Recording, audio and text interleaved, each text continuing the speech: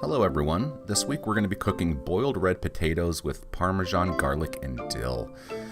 So ingredients here, just get a bag of small red potatoes, some parmesan cheese, 4 tablespoons of butter, some dill, and then up in the corner there's some garlic cloves. So you can use whole garlic, you can use minced garlic, but first step here is just to rinse your potatoes. And I think this step might actually be pointless because you're boiling the potatoes, so you don't have to do that. Grabbing a large saucepan here. I'm going to put this back in my sink and ignore my kitchen. I don't have a very big kitchen to do sexy videos, so apologize. So I'm going to throw them taters in that pot, and then we're going to fill with cold water until the cold water is about 1 inch above the potatoes. And using the magic of video here, I'm able to quickly fast forward the filling process. Look at that. Those video skills are just amazing, you guys. So that's a good amount.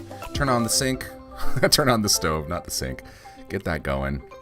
So that is what a rolling boil looks like. So you want your boil to be rolling. That's what that looks like, FYI. Once it's at that stage, you want to set the timer for 25 minutes.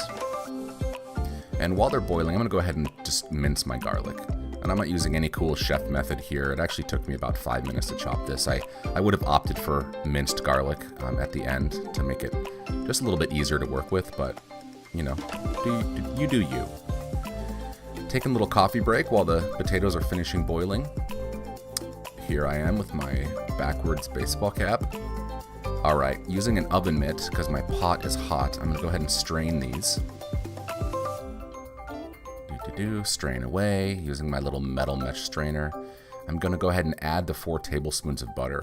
Now, as I'm doing this, I'm realizing it's really hard to toss them in the pot itself, so I'm going to transfer them to this large white serving bowl, and this is where I'm going to continue doing the rest of the recipe.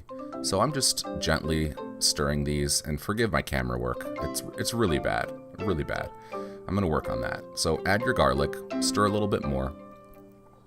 Next here, we are going to season a bit with salt and pepper. So cool new camera angle, you guys. What do you think? I'm gonna go ahead and put some pepper on there. I'm gonna add some Himalayan sea salt. And next I'm going to stir again. And then I will be adding half of the Parmesan cheese. I'm going to stir. Now you don't have to use shredded, you can use the stuff in the can.